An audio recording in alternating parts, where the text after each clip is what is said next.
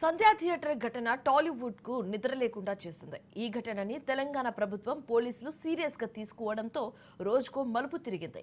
అయితే ఈ వివాదానికి తెలంగాణ ఎఫ్టీసీ చైర్మన్ నిర్మాత దిల్ రాజు తెరదించారు.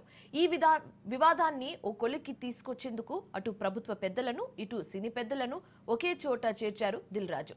సినీ పరిశ్రమ రంగానికి ప్రాధాన్యత ఇస్తున్నామని చెప్తూనే సీఎం ట్వీట్ వార్నింగ్ ఇచ్చారు.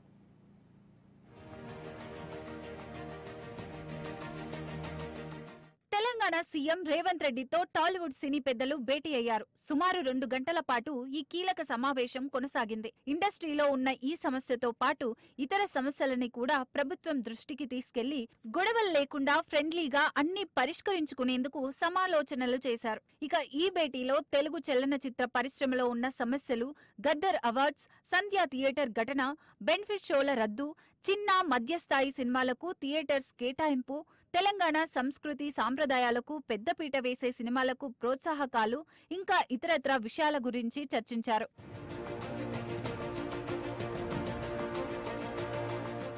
ఇకపై బెనిఫిట్ షోలు ఉండవని ఇండస్ట్రీ పెద్దలకు సీఎం రేవంత్ తేల్చి చెప్పారు. శాంతి భద్రతల విషయంలో రాజీ లేదని తెలిపారు. ఇకపై బౌన్సర్లపై సీరియస్ గా ఉంటామన్నారు. అభిమానుల్ని కంట్రోల్ చేసుకోవాల్సిన బాధ్యత సెలబ్రిటీలదేనని అన్నారు. ప్రభుత్వం ఇండస్ట్రీతో ఉన్నామని భరోసా ఇచ్చారు. తెలంగాణ రైజింగ్ లో ఇండస్ట్రీ సోషల్ రెస్పాన్సిబిలిటీతో ఉండాలన్నారు. డ్రగ్స్ క్యాంపెయిన్, మహిళా భద్రతా క్యాంపెయిన్లలో చొరవ చూపాలని సీఎం రేవంత్ సూచించారు.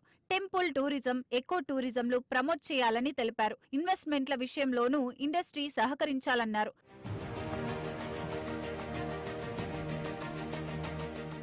తెలుగు సినీ ఇండస్ట్రీని అంతర్జాతీయ స్థాయికి తీసుకెళ్లాలని సీఎం సూచించారని దిల్ రాజు తెలిపారు. దేశంలో తెలుగు సినిమాకు ఓ గౌరవం దక్కుతోందన్నారు. తెలుగు సినిమా ప్రపంచ స్థాయికి చేరడానికి ఇండస్ట్రీ, ప్రభుత్వం కలిసి పనిచేయాలని చర్చించినట్లు తెలిపారు.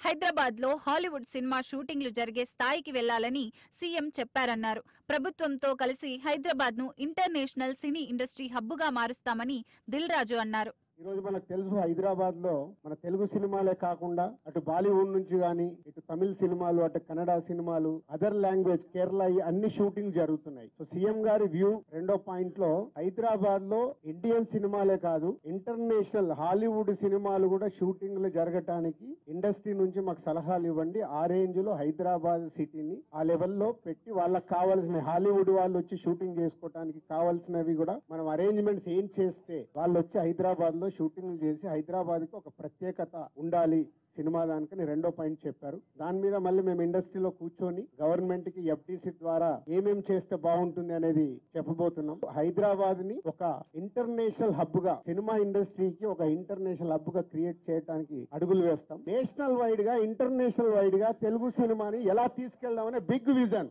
అదే ఎజెండా. మినిస్టర్స్ ని కూడా కమిటీలో మెంబర్స్ గా ఇస్తామన్నారు. సో అది తీసుకొని ఇండస్ట్రీ నుంచి కూడా కొంతమందిని తీసుకొని ఎఫ్డీసీ మధ్యలో ఉంటూ ఒక కమిటీ ఆర్గనైజ్ చేసుకొని ఇవన్నీ అంటే మాకు బిగ్ ఛాలెంజ్ ఇచ్చారు సీఎం గారు, దానికి రీచ్ అవ్వాలి.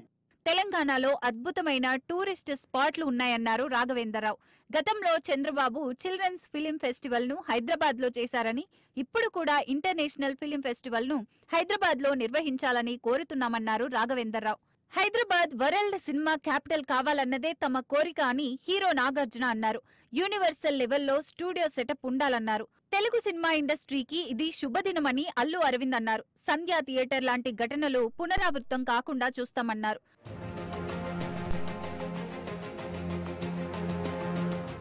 ఇక మరోవైపు ప్రభుత్వంతో పంచాయతీ పెట్టుకుంటే తంటాలు తప్పవని సినీ పెద్దలకు అర్థమైంది. హీరో నాగార్జునతో మొదలుపెట్టి అల్లు అర్జున్ వరకు రేవంత్ సర్కార్ వేసిన గూగిళ్లకు బెంబేలెత్తిపోయారు. ప్రభుత్వంతో గిల్లి కజ్జాలు పెట్టుకున్న వారికి ఎదురైన చేదు అనుభవాలను చూసిన తర్వాత టాలీవుడ్ పెద్దలంతా రేవంత్ రెడ్డికి పచ్చ జెండా చూపించేశారన్న కామెంట్స్ వినిపిస్తున్నాయి.